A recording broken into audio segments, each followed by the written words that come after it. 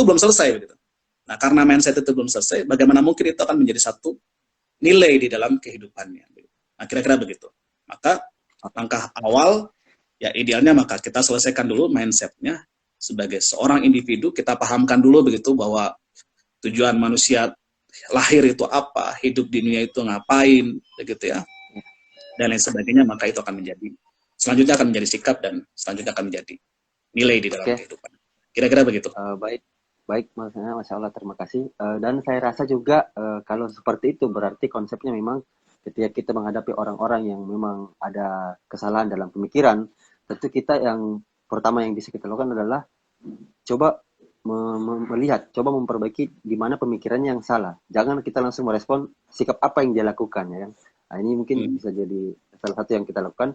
Kemudian terkait satu lagi maksudnya yang mau saya tanyakan, sambil teman-teman yang lain juga yang masih mengikuti acara kita ini mungkin bisa menanyakan dan bisa menuliskan pertanyaannya di kolom komentar. Tadi sebenarnya sudah disinggung juga sebenarnya. Tadi kan namanya manusia itu mempunyai ini, artinya ada hari-hari di mana dia bersemangat, ada hari-hari di mana dia sangat down gitu ya. Terutama juga dalam ibadah tentunya.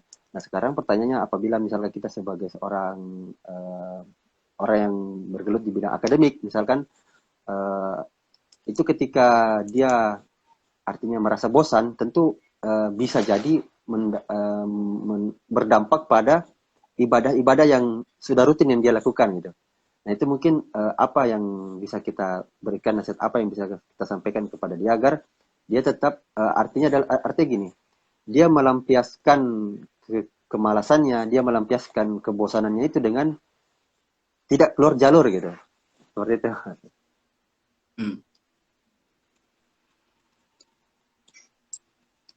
Maksudnya diulangi Mas dia. Oh gini, jadi gini, tentu rasa bosan itu kan selalu bisa datang ya kan. Nah, ketika rasa bosan ini datang kepada kita, apalagi orang yang misalnya sibuk gitu ya, itu pasti dia bosan ini mungkin karena pekerjaannya. Nah, tapi karena bosan karena pekerjaannya itu atau apapun itu akan menyebabkan ke pekerjaan ibadah yang mungkin sudah rutin dia lakukan misalkan. Contoh misalkan dia ada masalah di hari Senin atau hari Ahad misalkan. Ada masalah datang, kemudian besoknya itu dia sudah rutin tuh melaksanakan puasa Senin Kamis misalnya. Karena ada masalah itu, akhirnya dia malah bablas. Contoh misalnya dia nggak puasa. Terus karena masih ada efeknya dan dia tidak tahu bagaimana menghadapi masalah ini, akhirnya dia kebablasan tuh misalkan. Nggak sholat lagi, misalkan nggak sholat 5 waktu, itu kan berdampak padahal masalahnya hanya sekedar masalah kantor gitu. Nah ini, dan kemudian dia akhirnya kebablasan itu dalam melampiaskan melampiaskan kemalasannya itu gitu. Apa yang bisa kita sampaikan kepada dia ya, seperti modal semacam ini? Iya, ini ya menarik. Ini sering ya kita temukan juga ya di lingkungan sekitar kita begitu.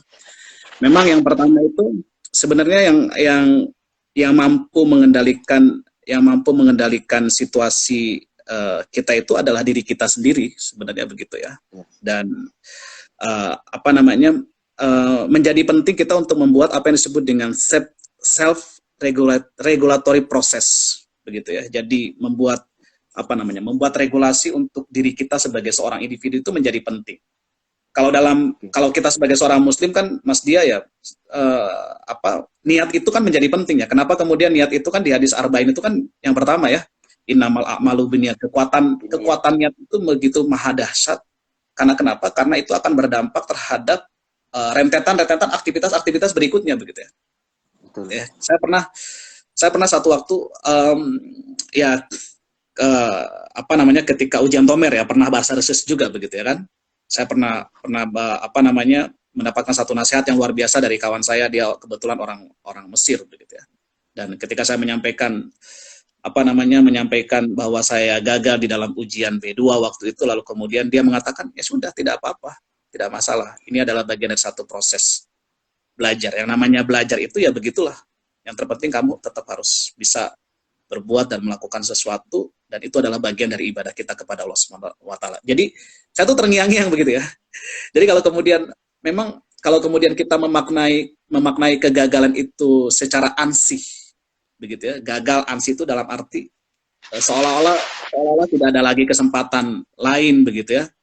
apa namanya, seolah-olah tidak lagi peluang kita untuk kemudian bisa memperbaiki diri begitu ya. Jadi kehilangan diri ya, mungkin kita akan kehilangan kontrol diri kita sebagai seorang individu. Makanya self regulatory proses itu menjadi penting kita tanamkan di dalam diri kita. Yang bisa mengontrol itu adalah diri kita sendiri. Maka bab penguatan iman itu bab penguatan niat itu menjadi penting, karena itu akan berdampak kepada aktivitas-aktivitas kita berikutnya begitu. Nah, ketika saya mendengar nasihat seperti itu, saya langsung terngiang, iya juga begitu ya. Nah, yang namanya belajar itu adalah bagian satu proses gitu ya. Rasulullah saja mengatakan kalau kemudian besok kiamat lalu kemudian masih ada genggaman sebiji kurma di tangan kita, maka tanam saja begitu kurma itu, walaupun kita tahu besok itu akan kiamat, karena yang dilihat itu bukan tumbuh kurmanya, tapi prosesnya itu, begitu ya. Prosesnya sampai sejauh mana ikhtiar kita dan seterusnya. Makanya di dalam nasihat yang lain juga kan Allah mengatakan mastatotum, kalau berusaha itu sampai pada titik di mana kemudian kita itu tidak bisa melakukan apapun. Gitu ya. Nah, jadi yang bisa mengendalikan diri kita itu adalah ya diri kita sendiri begitu ya. Makanya harus punya self regulatory proses. Misalnya kayak tadi misalnya saya menganalogikan apakah boleh nggak sih misalnya orang ketika sumpek begitu lalu kemudian pergi sejauh-jauhnya begitu ya, terus kemudian main kemana begitu ya nggak masalah. Tapi tadi saya katakan begitu, yang membedakan antara orang bodoh dengan orang berakal itu dia tahu kapan harus kembali gitu ya. Dia tahu kapan harus kembali. Apakah rehat itu boleh? Ya boleh begitu. Tapi dia tahu kapan harus kembali. Apakah kemudian dia istirahat sejenak untuk menenangkan diri ya, lalu kemudian melakukan sebuah refleksi. Justru itu juga dianjurkan, asalkan kemudian kita tahu kapan harus kembali. Gitu ya. Jadi baik. Itu yang kemudian harus kita lakukan sebagai seorang individu. Kira-kira begitulah. Oke, baik Mas Sena, terima kasih, Masya Allah, terima kasih atas nasihatnya ya terkait hal ini. Itu juga ini bisa menjadi pelajaran bagi kita semua, bagaimana kita pertama memang dalam memanage waktu, kemudian bagaimana kita punya self itu tadi, punya niat itu tadi, ketika niat kita udah baik, maka insya Allah apapun yang akan kita lakukan juga akan menjadi baik. Baik, mungkin karena melihat waktu yang sudah menunjukkan pukul 4:30,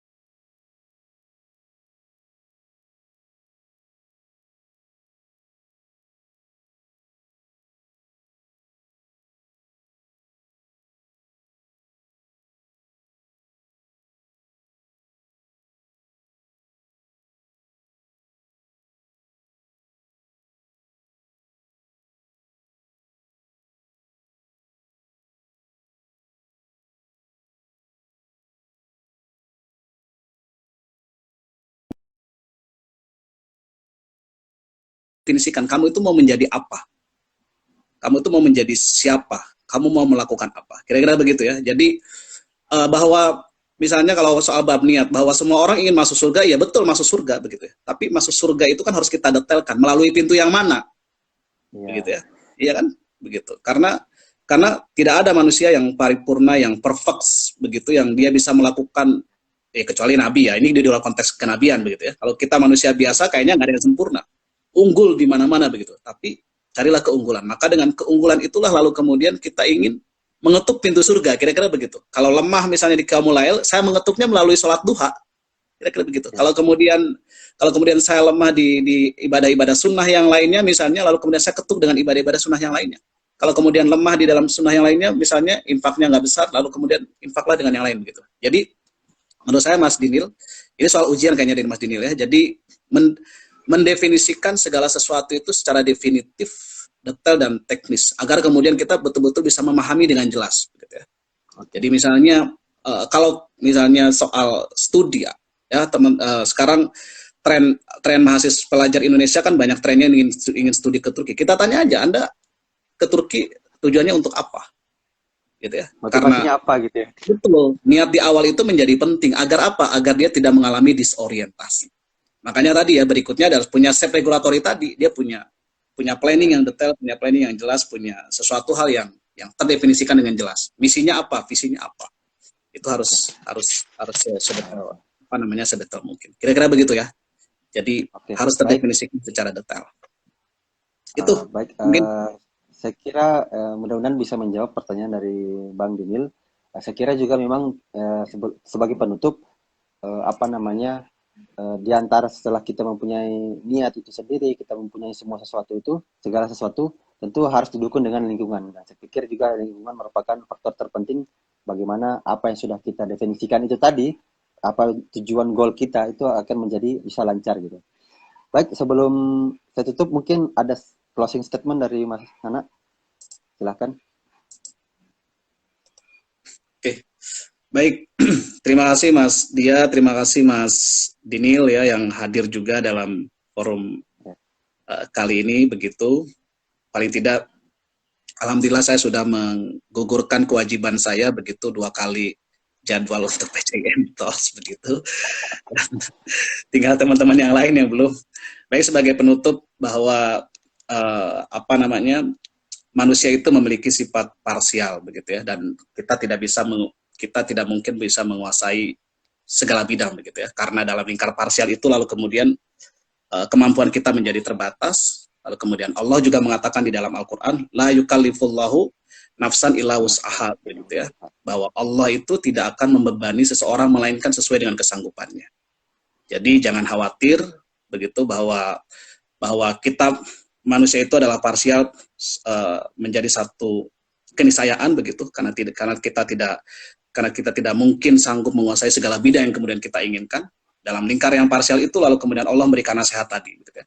La yukallifullahu nafsan illa wus'aha, bahwa Allah tidak akan membebani seorang sesuai dengan kesanggupan. Jadi mudah-mudahan apa yang kita sampaikan pada kesempatan sore hari ini bermanfaat, terutama bagi diri saya Mas Dia ya secara pribadi, dan juga bagi teman-teman yang hadir di dalam forum hari ini, dan mudah-mudahan kita diberikan panjang umur ya, dipertemukan lagi dengan bulan Ramadan di tahun yang akan datang.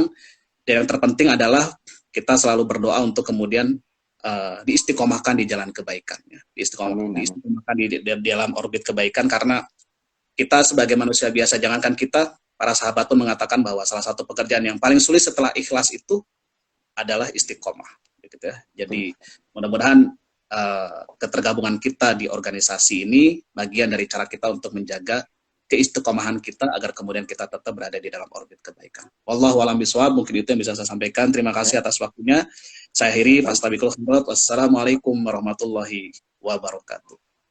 Waalaikumsalam warahmatullahi wabarakatuh. Baik teman-teman, sampai sini kebersamaan kita dengan pemateri. Insya Allah kita akan bertemu di waktu yang lain. Terima kasih, saya tutup acara ini dengan ucapan Alhamdulillah Rabbil bila fisabilil haq, fastabiqul khairat. Assalamualaikum warahmatullahi wabarakatuh. Waalaikumsalam warahmatullahi wabarakatuh. Lurus-lurus.